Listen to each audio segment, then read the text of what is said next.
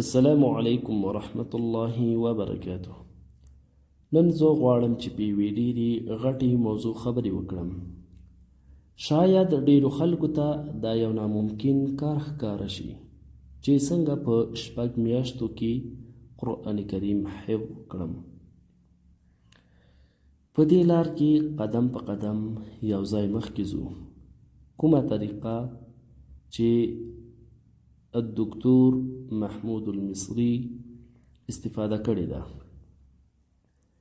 او هغه یوې ښې نتیجې ته رسیدلی ده. زموږ ذهن ته دا سوال راځي چې څنګه دې 600 صفحې په 6 میاشتو کې یاد کړو.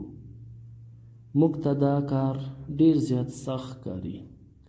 په اول کې به تاسې ټولو ته دا یو ډیر ناممکن کار ښکاره شي چې دا څنګه امکان لري. راځئ چې وګورو چې دا کار څنګه امکان لري. دا یوازې خیالات، سوچونه او فکرونه نه دي، بلکې دا کار په عملی بڼه سرته رسول. کومه نقشه چې وینئ دا یو انسان عملی کړي، یعنی عملی بڼې ته یې رسولې ده او هغه یوې ښې نتیجې ته رسیدلی ده. هغه انسان څوک و؟ هغه الدکتور محمود المصری و چې دا کار هغې کړی و او یوې ښې نتیجې ته رسیدلی و. خپله الدکتور المصری چې کله حفظ له لاسه ورکړی و، یعنی قرآن کریم مکمل یاد کړی و خو بیرته یې له یاده وتلی و، نو دې څه کار وکړ؟ دې بیا وکولی شو چې بیا قرآن کریم حفظ کړي او په ډیر کم وخت کې موږ او تاسې هم باور لرو چې دا کار امکان لري. یعنی که موږ او تاسې هم دا وغواړو دا کار کولی شو. خو د دې ټولو نه مخکې چې قرآن کریم حفظ کړو نو باید یو څه کارونه دي چې دا وکړو. نو راځو چې کله قرآن کریم خلاصوو او شروع ورته کوو او دا اراده لرو چې قرآن کریم حفظ کړو، نو اول باید دا څو څیزونه باید په ذهن کې وساتئ او عملی کړئ. د هغې نه وروسته تاسو یوې ښې نتیجې ته رسیدلی شئ انشاءالله تعالی. اول باید د قرآن کریم سره اخلاص وکئ، مینه محبت ولرئ او نیت مو خاص د الله رضا وي. د قرآن کریم د حفظ د پیل باید یوازې د الله تعالی د رضا لپاره وي، بل کوم مطلب پکې نه وي. که چیرې کوم بل مطلب ولرئ نو بیا دا کار سرته نه رسیږي، ځکه اخلاص د هر عمل د قبولیت بنسټ دی. څوک چې اخلاص لري هغه به ډیر زر قرآن کریم یاد کړي. نو تاسې قرآن کریم سره اخلاص وکئ، یعنی نیت مو پاک کړئ. پاک نیت باندې دې کار ته دوام ورکړئ. دوم، له الله تعالی څخه مرسته غوښتل. ګرانو ورونو او خویندو، موږ باید په هر کار کې له الله جل جلاله څخه مرسته وغواړو. د خیر په کارونو کې همیشه له الله تعالی نه مرسته وغواړو. د قرآن کریم د حفظ له سترو اسبابو څخه یو دا دی چې بنده له الله تعالی څخه مرسته وغواړي، ځکه قرآن کریم د الله تعالی کلام دی او د هغه په حفظ کې له الله جل جلاله څخه مرسته وغواړو تر څو موږ بریالي شو. یوازې د الله تعالی په توفیق سره حاصلیږي. فهم او یاد ساتلو کې بریالیتوب یوازې د الله تعالی په توفیق سره حاصلیږي. موږ باید همیشه له الله جل جلاله څخه مرسته وغواړو تر څو یوې ښې نتیجې ته ورسیږو. او کله چې مرسته غواړې له الله تعالی څخه مرسته وغواړه، یعنی په نیکو کارونو کې هر وخت کې چې وي له الله جل جلاله څخه مرسته وغواړه. نو د قرآن کریم د حفظ کولو لپاره باید له الله جل جلاله څخه دا دعا وغواړي: اللهم يسر لي حفظ كتابك ورزقني فهمه والعمل به. اے الله، ما ته د خپل کتاب حفظ اسانه کړه، د هغه پوهه را په برخه کړه او د هغه عملی کولو توفیق راکړه. په هغه باندې د اعمالو کول توفیق. باید له الله جل جلاله نه همیش دا دعا وغواړو چې په هغه باندې د اعمالو کول توفیق مو ته راکړي. کله چې بنده په اخلاص سره الله تعالی ته رجوع وکړي او له هغه څخه مرسته وغواړي، الله تعالی د هغه لپاره د قرآن کریم حفظ اسانه کوي او په زړه کې برکت اچوي. دریم، حفظ لپاره دقیق او منظم پروګرام جوړول. ګرانو ورونو او خویندو، د قرآن کریم د حفظ له مهمو اسبابو څخه یو هم دقیق، منظم او عملی پروګرام جوړول دي. ډیر کسان د شوق له امله حفظ شروع کوي، یعنی حفظ پیلوي، دای شوق وي چې راځه دا کار وکړه، دې کار ته مخه کړه چې د قرآن کریم یاد کی. خو په شوق سره دا کار نه کیږي، دا کار په منظم پروګرام سره کیږي. هر کله چې یو څوک منظم پروګرام ولري نو کولی شي په ډیر کم وخت کې خپل هدف ته ځان ورسوي. محافظ باید د حفظ لپاره ثابت ورځنی مقدار وټاکي، لکه 5 آیاتونه، 10 آیاتونه، نیمه صفحه، 1 صفحه، 2 صفحې، 3 صفحې.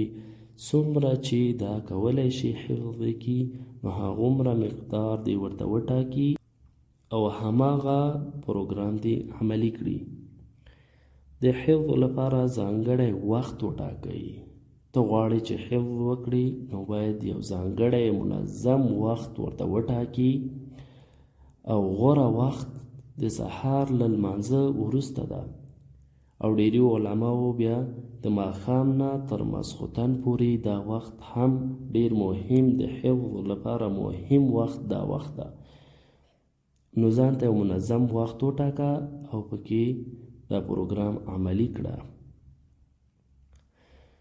د نوي سبق ترڅنګ د پخواني سبقونو د تکرار لپاره هم وخت ځانګړی کړه، تر څو ته وکولی شي پخواني درسونه سبقونه ته تکرار کړي، تر څو د تا حافظه کې په صحیح ډول کینی او یاد دي شي.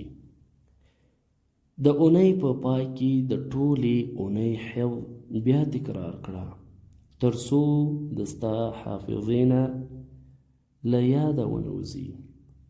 باید ته زیات تکرار وکړي تر څو د تا حفظ مکمل ټایټ شي، یعنی یاد دي شي او په حافظه کې کینی. داسې پروګرام جوړ کړه چې د هغه له وس او شرایطو سره مناسب وي. که ته غواړې چې یو ملګري ته داسې یو پروګرام جوړ کړي یا خپل ځان ته داسې پروګرام جوړ کړي، نو داسې پروګرام جوړ کړه چې په وس او توان مو وي. الله تعالی ته هغه عمل ډیر خوښ دی چې دوامدار وي، اگر که لږ هم وي خو چې دوامدار وي دا کار. نو په حفظ کې اصل دا دی چې کم وي خو دوام ولري، که ډیر هم وي خو دوام ولري. ډیری خلک یو ورځ 2 سپارې 3 سپارې تلاوت کوي، بیا په ټول کال کې د قرآن کریم مخ هم نه ګوري. یا داسې خلک شته دي چې قرآن کریم په کلونو کلونو نه وي راغیستی. نو افسوس د هغې خلکو ته. باید حد اقل د ورځې نیمه سپاره، 1 سپاره، 1 رکوع خو حتما باید تلاوت وکړي. داسې غافله خلک شته دي چې هیڅ کله د قرآن کریم تلاوت نه کوي. نو دا ډیر غفلت کې پراته دي. نو الله جل جلاله دې په موږ او تاسې رحم وکړي. څلورم، باید یو ښه استاد ولري یا یو ښه درسي ملګری ولري. ګرانو ورونو او خویندو، چې تاسې کله اراده وکړئ چې حفظ شروع کړئ، نو باید یو ماهره استاد تاسې سره وي، که نه یو ښه ملګری تاسې سره وي، تر څو تاسو خپلو درسونو ته تشویق کړي. د قرآن کریم د حفظ له مهمو اسبابو څخه یو هم استاذ د حفظ په دوران کې د شاګرد تېروتنې اصلاح کوي، د تجوید احکام وریادوي، او د حفظ په دوران کې استاد شاګرد ته ډېرې ښې لارښوونې کوي تر څو شاګرد په اسانۍ خپل حفظ تکمیل کړي. نو کوشش وکړئ چې یو ښه ماهره استاد نه درس ووایئ تر څو تاسو یو ټایټ یو ښه حافظ تاسې نه جوړ سي. د حفظ کوونکي لپاره غوره ده چې خپل نوی سبق هره ورځ استاد ته واوروي، ځکه چې کومې غلطیانې په درس کې ولري استاد هغه غلطیانې ورته اصلاح کړي. له یو جدي او متدین ملګري سره باید ته ملګرتیا وکړي تر څو تا خپلو درسونو ته وهڅوي، تا سره مرسته وکړي. ته هغې وخت کې کولی شي چې یو ځای ته ورسیږي. یو بل ته د حفظ اوریدلو او د اصلاح کولو عادت ور جوړ کړي، ځکه چې تا باید تشویق کړي خپلو درسونو ته، ستانه درسونه واوروي، تا سره په درسونو کې همکاري وکړي. د حفظ لپاره ټاکلی وخت ولرئ. باید تاسې پاملرنه خپل ځان ته وکړئ تر څو حفظ مو قوي شي، ځکه وخت ډېر مهم ده. که تاسې یو ښه وخت ورته ورنه کړئ یا منظم پلان ونه لرئ، نو نشئ کولی چې دې هدف ته ورسیږئ. یعنې څوک چې استاد ونه لري، نو د قرآن کریم حافظ باید هڅه وکړي چې یو ماهر استاد تر څارنې لاندې حفظ وکړي، او که استاد ته لاسرسی نه وي، لږ تر لږ یو ښه او کوښښ کوونکي درسي ملګري ځان ته پیدا کړئ تر څو حفظ مو مکمل شي، او هغه ملګری تاسې حفظ ته تشویق کړي تر څو خپلو درسونو کې تکړه شئ. په اوس وخت کې تکنالوژي ډیره پرمختللې ده. تاسې کولی شئ چې آنلاین استادان ځان ته پیدا کړئ، یا یو ښه او ماهره استاد تاسې خپل ځان ته پیدا کړئ تر څو قرآن کریم په صحیح ډول ترېنه یاد کړئ.